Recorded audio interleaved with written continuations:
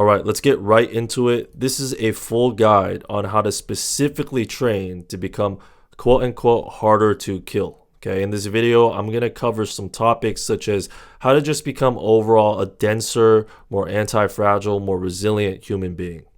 And so I just want to start off with some context here. I'm making this video because I think people have lost the essence of fitness. It's a day and age where we just want to look aesthetic and mog each other, right? You see it on Instagram all the time. And, the focus on just aesthetics is honestly just feminine. And, I'm calling it out for what it is. It won't do anything meaningful for your life to just look aesthetic. And I'm telling you this from firsthand experience. I've went through that phase as well. I think most men need to shift their focus into being like, okay, I'm training to become harder to kill. Okay. A little bit of background on my fitness journey. I first got into fitness to gain confidence in myself. That's my far left photo right there where I was about 135 pounds. Then my focus shifted to becoming strong and capable, which is the middle. Okay.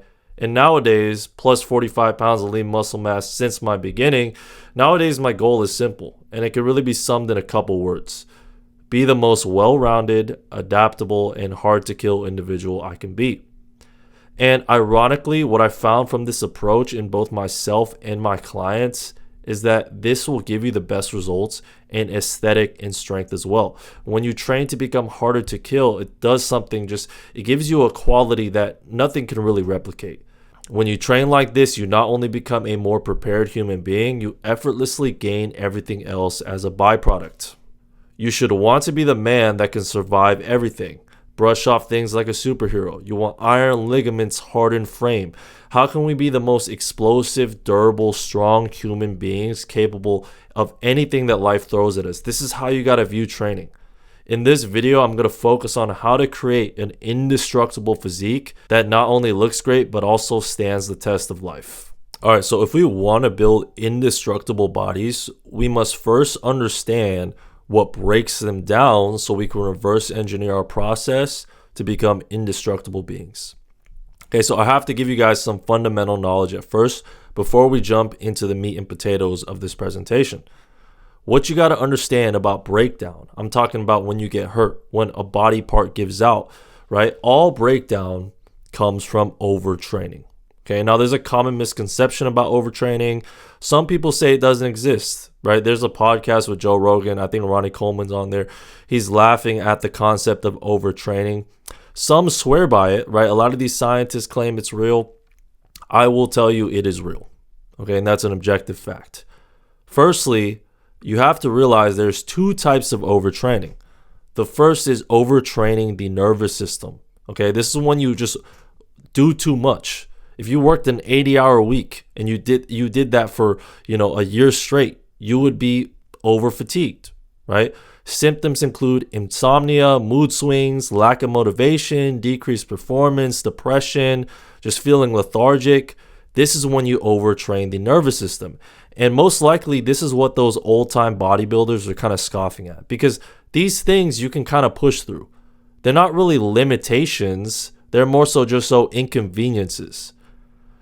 The second type of overtraining is overtraining the body or a specific muscle or joint. Maybe you do something where, you're really using your knees a lot. You're really using your arms a lot.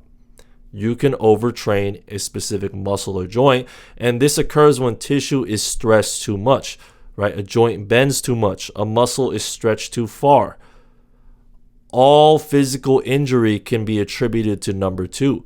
Number one can affect the likelihood of you overtraining the body, right? If you're already stressed, if your nervous system is already stressed, it can help that. It can affect that. But basically, all injury comes from overloading. Okay, and there's two types of injuries. There's a one-time injuries. Think about a massive accident. Think about, okay, I fell and I tore my ACL. That's a macro injury. Too much stress at once, right? Which means you overloaded your capacity for that current moment. Let's say you can only take X amount of force on that knee. You just went over it. For chronic injuries, which is the second type of injury, these are injuries that pile up over a long period of time. And what this means is you got too much stress accumulated over a time period. Okay, so I know that's a lot of information, but what you really got to take away is all breakdown comes from overtraining. There's two types of overtraining. The predominant one that we're going to focus on is overtraining the body or a specific muscle and joint. And the injury or breakdown can present itself in two ways. The first way is a big one-time macro injury, big accident where, let's say, your body can only withstand this amount of force and you exceeded it by a lot and something snapped, something broke right in the moment. The other way that it can present itself is in a chronic injury, right? Where you do something outside your capability, but your body is resilient and it can withstand a lot. But over time, you do that over and over and over again. That's where these chronic injuries pile up. So if all injuries come from either too much at once or too much over a given period of time, all you have to do is max out the capacity of your tissues to take either too much at once or too much over a given period of time. Just like we level up stat points in a video game, just like you train for specific things, you can train for these two elements. The tricky part in all of this is when you try to max out the capacity of your tissues, you have to train the tissues at the limit, and that is inherently where the injury risk lies.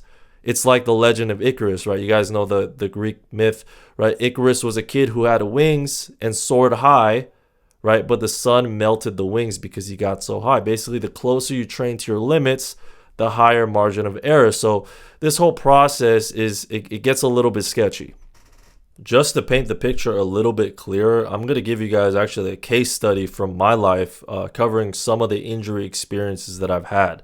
Okay, so when I was in college, I was a personal trainer. I would work out a lot. I would work out pretty much every single day. And I was an avid martial artist competitor. I would compete a lot. I would train a lot. In my college days, I would train jiu-jitsu, train wrestling, both of them in the same week. At my peak, I was probably doing about 6 practices a week plus weight training, right? And it was a lot on the body. Although I was young, I could recover from it. I did this for, years. And I had this mentality in my mind where, I was obsessed with kind of doing difficult things and I really wanted to push my body to its limit. And I would never take time off. I would become anxious when I had to take time off from either the gym or martial arts, and I would beat myself over it, which later down the line, I realized that's an unhealthy attitude towards, fitness, towards exercise. But, I would have this doggedness mentality where I would literally compete week in, week out, not give myself rest. And, just basically my philosophy was stop being a bitch and come on. I would take pride in that. And, I think I did a tournament I remember in Oregon, and I think I did 9 matches. That was the most I've ever done. 9 matches in a day. Got back to the hotel room, my muscles were sore. And mind you, this was after, I've been training, every single day. I didn't understand the concept of, periodization where you turn it up for a season, then you tone it back down for a season. I didn't understand any of that. My mentality was pure David Goggins type, motivation, which I think people need. But basically, I went to that tournament. I remember I had 9 matches, and I don't know why I showed up to practice the next day. And that's just what I did. I would just practice hard the next day. And I would take pride in that. I would think overtraining is a myth. I would think it's all mental, whatever, bro. Basically, I did a competition the next week. And obviously, I was pretty decent, at those competitions, but I didn't do well because I just didn't understand you can't be fucking doing that. Just can't. I was ass to grass squatting in the weight room. My style when I was grappling was very knee flexion heavy. I would go, I would put so much stress on my knees. Every time I did a move, I would be so, right? And after that second tournament in that 2-week span, I went back to practice. But mind you, this is what I've been doing for however long I can remember. During that practice, I was doing a move. I was just drilling, and I heard a big pop, and I fell to my ass. and something was wrong, right? And I was just like, shit. I felt it. My knee was swollen. I was never the same after that. My knee would lock up on the most simplest of things, and I would have to manually pop it back in. I stopped training martial arts for good. I had to, teeter-totter around weight training. I couldn't just, go full send. I had to really be specific with the movements that I did. And I got MRIs, I got doctors' opinions, and they said I didn't do anything. I didn't tear anything. The MRI was great. So I was just in this position of limbo. Should I get surgery? It's a big risk. And it was a very difficult 4 years as a fitness enthusiast, but I definitely learned my lesson of training too close to my limit. I would think I watched a lot of knees over toes guy at the time. I would think, okay, every time I'm going into full range, I'm bulletproofing my knee. But here's the thing that most people don't realize: you do that too much, you're not bulletproofing. You're taking bullets, right? So long story short, anyway, I got knee surgery just passed recently, and they finally figured out what was going on when they opened it up and basically said it was a really bad lateral meniscus tear. I just got surgery on it. I got a little bit more time for recovery, but that's pretty much a story about how training too much, right? I wasn't fatigued mentally. I could do it, but your body can only take so much, and that is just a fact. Okay, so now with that being said, how do we max out the capacity of our tissues so that we can just take more, so that we don't break down, that we don't become injury prone? And just to be a little bit more clarifying, tissue is an umbrella term. It means a lot of different things. It basically covers everything that we as humans are made of: skin, digestive tract lining, bone, muscle, nerves. Everything we are made up is tissue. So it's a very general term. There's different types of tissue, and depending on the tissue, there's a different method to strengthen them, okay? Each has a unique way that stimulates their improvement. So I'm going to go over the ones that are most relevant. We're going to focus on 5 primary areas, and these are bones, tendons, ligaments, joints, and muscle. I'm going to show you exactly how to strengthen these so that they can take a lot. We can maximize the capacity of these tissues. So the first one is bones. Strong bones prevent catastrophic failure when you fall, collide, absorb force unexpectedly. Okay, how do we strengthen these? Bone is going to respond to high impact loading. Think about something like an Olympic lift, right? When they propel that barbell and they catch it, there's a lot of weight, and you're catching it dynamically, catching it very fast. A lot of that force is going to your bones, right? Compressive forces from heavy weights. So think heavy and fast, and also fast force transmission. Things like plyometrics. Anything where you're impacting the ground, or there's a lot of force on you, or you're impacting the ground fast and hard. That's going to really strengthen your bones. Okay, these include heavy lifting, Olympic lifting, plyometrics for both the upper and the lower, anything where you're kind of impacting the ground with that type of velocity. Sprinting, whenever you sprint, like there's so much force going into your bones, into your ankle, right? Traveling all throughout the body. And then there's also like site-specific, bone strengthening, right? Think about like a Muay Thai fighter, right? Kicking the bag over and over again. His bones are so dense. So you can really do these for a specific site, and there's like obviously many different ways, but this is what bone responds to. Okay, so next is tendons. Okay, strong tendons basically safely transmit force from your muscle to your bone, allowing you to produce a lot of power and absorb stress without sudden breakdown or injury. I think there's a big misconception about training tendons, because tendons are used to do a lot of explosive movement. So people think, okay, I'm going to do more explosive movement, build up my tendons. But the thing is, they're confusing the tendon capacity with the expression. You want to build up the capacity. You want to build up the robustness first. And the act of actually transmitting that force from muscle to bone, that is the expression. So there's 2 different ways to train your tendons that you have to be mindful of. How to train them specifically to become more durable, to become more resilient, is you want to focus on movements with high mechanical tension. That means there's a lot of like there's two forces pulling the muscle. There's a lot of weight on each side, right? Sustained loading, right? Doing things for a long period of time. It's not just lifting something and letting it go. And strain at long muscle length. Okay, so think about doing a movement where you're going all the way down, where there's so much length and tension on your muscles. These include things like isometrics, slow and controlled eccentric training, and heavy tempo lifts. Okay, so the next type of tissue is our ligaments. Strong ligaments prevent small errors from becoming major injuries. Basically, ligaments act as like limiters for our muscles. They guide and stabilize joint motion. They act as like these guardrails. And basically, every time we do something outside of our capability, they kind of reel you back into safe movement territory. They also take on load when muscle reaches its end range. So every joint has an end range of motion where you're tapped out, you can't go any deeper. That's when the load transfers more towards connective tissue like the ligaments. So how do we strengthen our ligaments? Number one is controlled force absorption. Number two, stability under load and safe full range of motion training. So some examples of this: single leg and unilateral work, right? You see this guy in the corner doing single leg RDLs. Basically what you're doing is strengthening, the joints, the ankle, the knee, and the hip, basically all in good position. Basically you're getting everything strong in those guardrails, making sure everything is solid.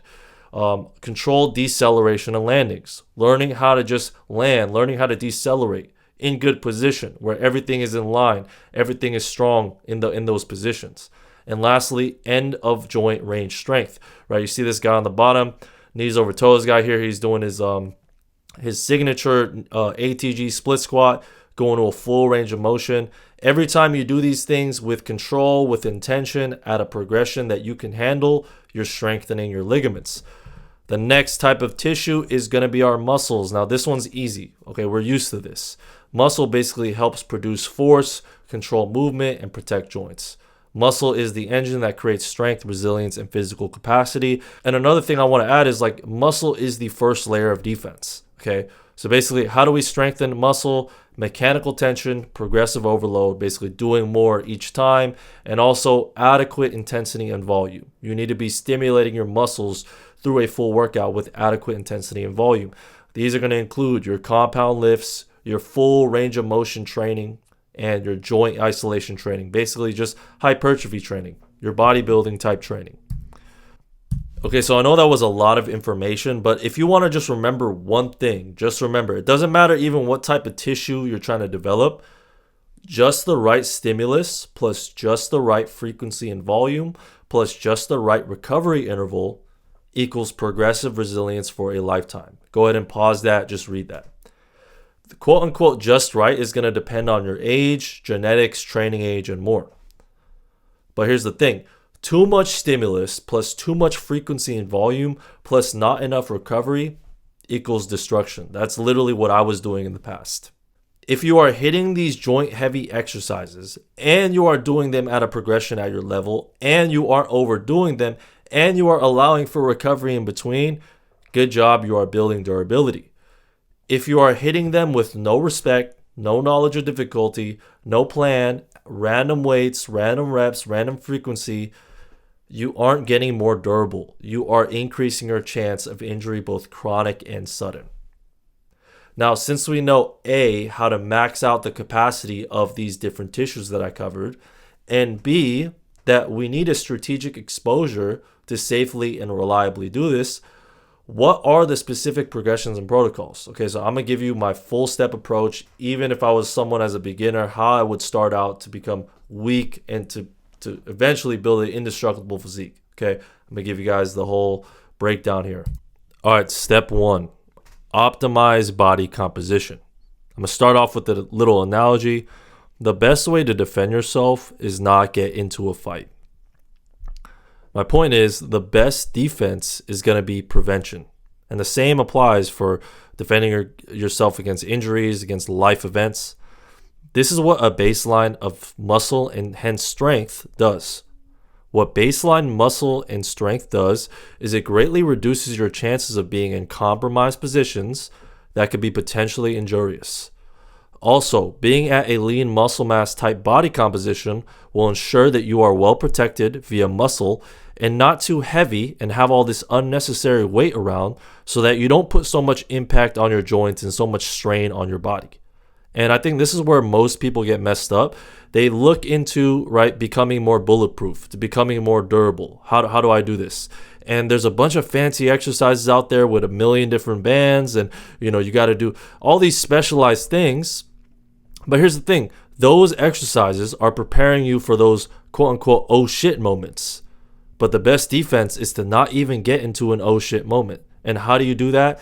You build a goddamn foundation with a good body composition where you have some muscle mass and you don't have all this unnecessary body fat and weight carrying you down. A lot of people skip this step because it's boring, it's simple, and everybody knows they should do it. But here's the thing, this is the best way to truly build durability. So here are some standards for you. This is what you must hit if you want to become an indestructible being. Having a favorable body comp will work wonders in your favor. What most people don't realize is muscle isn't just for show, it's the primary shock absorber. It's the first line of defense. Okay, with good muscular development, force is distributed throughout the body efficiently, saving stress in every action. When muscle is strong, intelligent, and receptive, it reduces stress everywhere else. That's why it's so fundamental to build muscle before you do anything else special. Okay, so you just need to optimize your body composition at first. Everybody should take this test. It's called FFMI calculator. Just search that up on Google. And basically what it does, it just gives you a snapshot of how good your body composition is from a lean muscle mass perspective. So you're going to type in your height, your weight, your age, and basically it's going to give you a certain number. Okay, so every man should be above 20. Okay, if you are not above 20, you are a victim. Okay, and you have to go take this test. Everybody just check what number they are. Most men, I think they probably above 20, but if you're not, which a lot of men are, that's a major red flag. You just first need to get that above 20. Okay, 24 and 25 should be like your lifetime goal. Okay, just because you hit 20, that doesn't mean the quest stops, right? You're constantly trying to become better. Most men will be capped out around 24 and 25. That's a lot of men's genetic potential, but you're constantly working towards those upper echelons of numbers, okay? This is going to be very hard to do naturally, but this is your goal. And basically, the more higher you can climb on the scale, the more you are increasing the resilience of your body. So how do we actually do this? I'm going to keep it very simple. It's basic movement patterns and their variations done at a moderate to intense intensity, which includes about 5 to 20 reps at a deep but comfortable range of motion. Very simple. Those basic movement patterns are push, pull, press, squat, hinge, spinal flexion, right? Anytime you have to flex your abs, extend them, and lunge. Eat in a slight surplus to gain muscle and consume at least 0.8 grams per pound of body weight in protein. Step 2, build structural strength. A foundation level of strength is key, okay? This generally comes from adding muscle. So if you did step 1 right and you're adding some lean muscle mass, you're naturally going to get stronger, right? The more muscle mass you have, the stronger you get. But you also must work on just getting stronger as far as the skill of actually just lifting heavier weight, right? It's a little bit of gaining muscle. Gaining muscle helps you get stronger, but it's also a skill in itself to just be strong, right? To express strength. Too often I see people doing all these goofy ass exercises when in reality, they just need to get stronger. That's the biggest bang for buck thing you can do. One thing that you have to remember is strength reduces relative stress. So for example, if you can squat 400 pounds, then picking up 80 pounds is trivial to you. But let's say in the past, 80 pounds, you would have got hurt picking up 80 pounds. But as you build your squat up, the thing that used to stress you is suddenly now nothing. It's like a fly. Okay?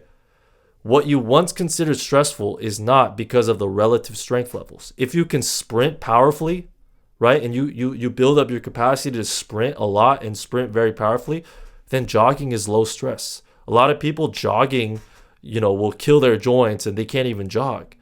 It's because they're weak relatively. Jogging is a big deal for them. But if you can do a lot more, if you could build up your capacity and strength in variations that require a lot more, then what's considered stressful is no longer not. Getting stronger indirectly makes you more resilient. So more on strength. The more strength you have, the less breakdown you have in efficient movement. The less strength you have, the more likely you break down into injury-prone movement. If you are weak, a bar with weight will break you. Your knees will cave in, your back will cave, your chest will collapse. But if you're strong, you'll stay positionally sound in all these positions. Good and efficient form is imperative for not being in injurious positions. So it's important to learn proper form, learn how to use your leverages, learn how to move your weight, distribute your weight evenly across your body. But good form is not enough. As the weight or forces go up, form always changes. I'm sure you guys always see that guy that, has a perfect back squat when the bar is empty, but then as weight goes on, the form changes drastically. Strength will keep you in good positions no matter the weight. It's very important to do both. You have to learn how to move with good efficiency, good form, with your weight distributed all in the right places, but also you just have to be strong. Basically, the stronger you are, the less possibility that you're even in a chance to get hurt. That's why it's very important. So step 1, muscle, step 2, strength. They're both interconnected. Now, for your strength standards, you need to be hitting these to be an indestructible human being. The base level, this is the base level. It's nothing impressive, but this is what every man that wants to live a, resilient, anti-fragile life, you must hit these, okay? If you can hit these, this means you're decently strong and decently bulletproof. And this is one caveat. Keep in mind, you must have all of these down, okay? I know many people are specializers, right? For example, on here, on the standards, I have bench press. You want to do 1.25 times your body weight. Some people laugh at that. Oh, I can do 2 times my body weight. It doesn't matter how strong you are in one lift. I'd rather have someone that can do bench press for 1.25 body weight, but can hit all these other standards than someone that can just specialize in one lift, do a lot of weight on that, but their strength isn't evenly spread out. Strong inherently means strength in a variety of position and movement, okay? So squat, you want to squat 1.5 times your body weight. Deadlift, 2 times your body weight. Bench press, 1.25 times your body weight. Dips, you want to add 10% body weight, and you want to be able to do that 8 reps. Pull-ups, 10% body weight added. Do that 5 reps. Overhead press, 0.7 times percent body weight. Bent row, 1.25 times body weight. If you can hit all these standards, you are decently strong, decently bulletproof. Okay, so now that you have done those first 2 steps, now is the final step. And this is prepare for the unforeseeable. Now, muscle and strength will ensure you don't get into a shit situation. But life is relentless. You will be put in tough situations. Let's truly build resilience to handle anything. Once you develop well-rounded muscle and a baseline of strength, that's level 1. Now develop for the worst case scenario. This means when we get out of good positions, when accidents happen, when the unpredictable occurs. This includes things like building up our inherent weak points. This means not only developing the weak areas, the wrists, the knees, the ankles, the shoulders, the hips, and necks. We isolate these things and we take them to the next level. It also means going a step further than just basic strength and being able to dynamically receive and produce force, which basically means you can both produce and receive force when it's coming fast, when it's coming violently, when there's a lot of velocity behind it. Because not everything in life is like the weight room where you have all this time to, you can go slow and controlled. A lot of times when you get hurt, it's fast, it's violent, it's very sudden. It's basically preparing your body for these moments. So first, we're going to cover motor range optimization. Now, you have experience and competence in those basics, but basic movements will only cover so much. Now it's time to progress your range of motion for those basic patterns and also unlock more unconventional ranges of motions as well. Okay, so first you want to progress the ranges of motion of those basic patterns we talked about. The squat, the hinge, the press, the push. Now you want to do these variations where it's going to force you to go deeper. It's going to, or maybe just even intentionally just try to go deeper in these things. Just try to progress your ranges of motion, not just go down, this much, but now I'm trying to go down a little bit more. Now I'm trying to put more stretch on my muscles. Now I'm trying to put more stress on my joints, obviously in a controlled way. Also, you want to add some more movement variety. So things like lateral flexion, which basically means bending your spine side to side. You don't get too much of these things in traditional weight training programs. A lot of rotation, a lot of more hip mobility, right? The hips are a very mobile joint. How can we train the hips in all these different ranges of motion so that we're prepared? Shoulder mobility. Shoulder is the most mobile joint in the body. Your spine. How can we train our spine in all these different positions? You want to think about now expanding from those basic movement patterns that you did to build up your foundation, and now just adding some more variety. Next is the process of hyper specialization. Once you've built general strength, we then hyper specialize. We strengthen our inherent weak areas and joints. Instead of doing the basic movements, we take it up a step further and really fortify these areas. This includes building up into more advanced movement variations that target and isolate the joint. In the first stage, we majored in the majors, right? We put all of our focus into these big compound movements, into building up the body and muscle mass, the body composition as a whole. After you built a good foundation, you can now start majoring in the minors, the isolation movements. Now you're really targeting specific areas of the body and really just bulletproofing them. Movement selection will depend on your specific needs, okay? So in this picture, you see a wrestler here doing a neck bridge. This is what I mean. You hyper specialize. Most people don't do this in a traditional weight training program. But if you want a bulletproof neck, this is a great way to do that, right? But now we built already a good body composition, a good baseline level of strength. Now we could take it up a step further and really fortify specific areas of the body. So now this is where you get into the nitty gritty. You can really start turning it up. Another picture here of this guy. He's an arm wrestler doing a specific forearm drill, specifically for arm wrestling. But you see how now he's very specific. We were very broad and now we're very specific. So now it's about nitpicking and being very specific in certain movement patterns, specific areas of the body, and doing these advanced movement variations that really target and fortify these areas. And lastly is the process of dynamic loading. Life comes at us fast. Most injuries occur when we have to receive force fast. So we train this aspect by loading dynamically. We learn both how to produce and receive force fast and suddenly, making us explosive and accident proof. Good examples of this: plyometrics. Anytime you have to receive weight fast, right? Every time you land from a jump, there's a lot of force coming down on your body. Rapid loading. This means going very fast on the eccentric. Doing things like a drop catch, basically where you drop the bar but you catch it. Rapid stretch, and if you're doing an RDL in your hamstrings, right? Working on your tendon stiffness, how stiff you can be from a landing, how stiff you can be from you receiving force. Isometric braking strength, how well you can just stop force from coming down your way and just like really hold a good position. Your deceleration mechanics, how well you can, decelerate, how much force you can receive coming down, how well you are in good position every time you land. Reflexive stability, how well you can readjust your stability in different positions so that you can stay in good position and you won't get hurt. Now it's about doing all these things to really add that last layer. All right, so if you guys stuck around to the end, thank you. I know that was a lot of information, but if you follow those 3 steps, you're truly going to become a more resilient and indestructible human being. I know there was a lot of concepts in this video. If you're somewhat confused or you want specific help and coaching regarding your specific levels and abilities, go ahead and book a call in the description. We can map out a holistic game plan together to truly densify and bulletproof your physique. Until next time, I'm going to see you guys in the next video.